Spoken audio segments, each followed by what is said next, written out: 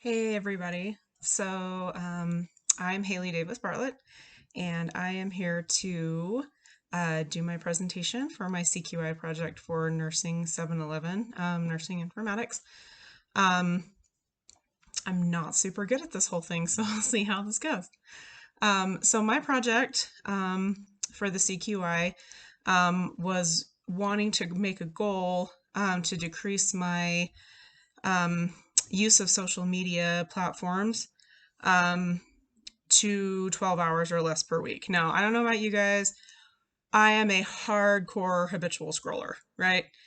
Um, I don't even know if I'm necessarily looking at anything or anything in particular. It's like the scrolling, right? Um, which is also a huge distraction. Huge distraction. Okay. So just so you guys know a little bit about me, so obviously I'm currently in grad school full time with y'all. And then I am also working part-time in the hospital as an ICU nurse. I'm married. I have 6 kids. The oldest is 18 and is graduating next month, and the youngest is 5. Okay. And he also has ADHD, so he requires quite a lot of homework help and redirection and that kind of thing.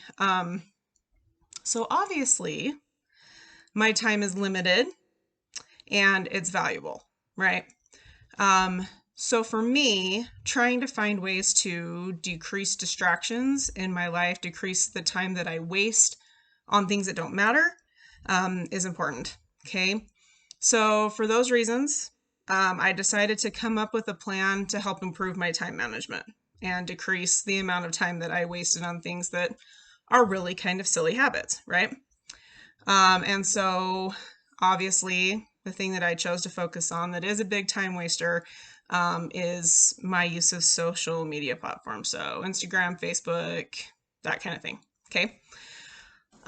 So for the PDSA cycle and for my CQI plan, in the planning phase, I first went through, I estimated the time required each day for me to complete tasks that are necessary in my life. Okay.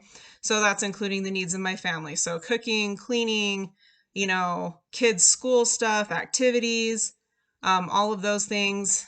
And then after that, like, what is my husband's work schedule? And then,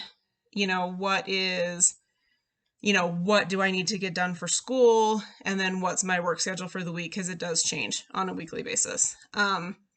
So I then went through, kind of planned into my day, the timeline that I had figured out for this. So I need X amount of time for these necessary tasks. I need X amount of time to complete, whatever homework stuff for school that I needed to do, reading, modules, case studies, what have you. And then whether or not, what days I had to work, when my husband had to work, and just kind of created a basic timeline of things that needed to happen. Okay. And then to keep track of my social media usage, there's an app on the iPhone called Screen Time. And you can go into that and set a time limit for certain applications on your phone. So I went ahead and did that. I set my overall time usage for all of those apps to 90 minutes. So basically how that works is that it allows me 90 minutes per day before it closes the app, right? Or any app that I've added onto that.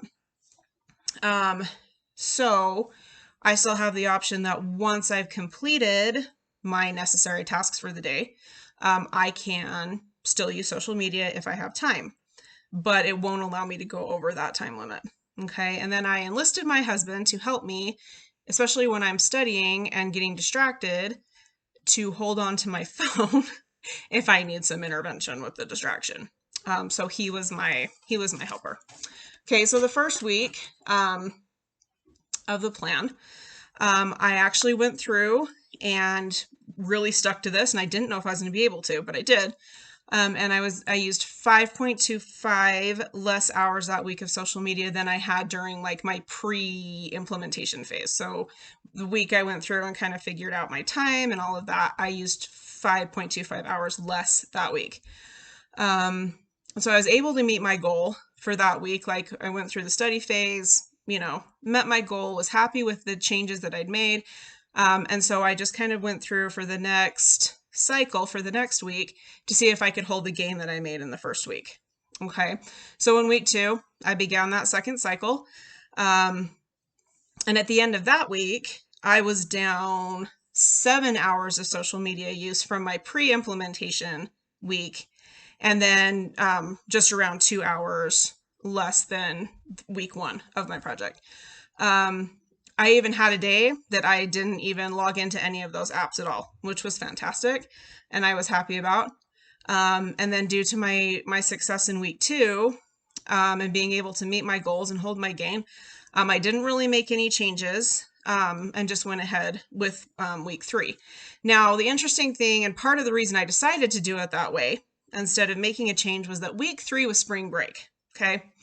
And knowing that week 3 was spring break and that I maybe didn't have as much, schoolwork or things that I had to focus on, is that going to make a difference or make it harder for me to stick to this, right? So in week 3, along with it being spring break, I also had a virtual family event that was held through Facebook Live that I really wanted to be a part of. So that was kind of the other wrench in week 3 for me. So first of all,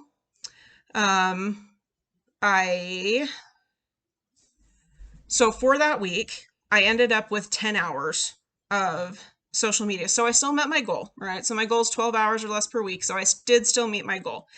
However, I did have that one day with my virtual family event that I went over my 90-minute goal for the day, and it was just a little over 2 hours so I could attend that virtual event.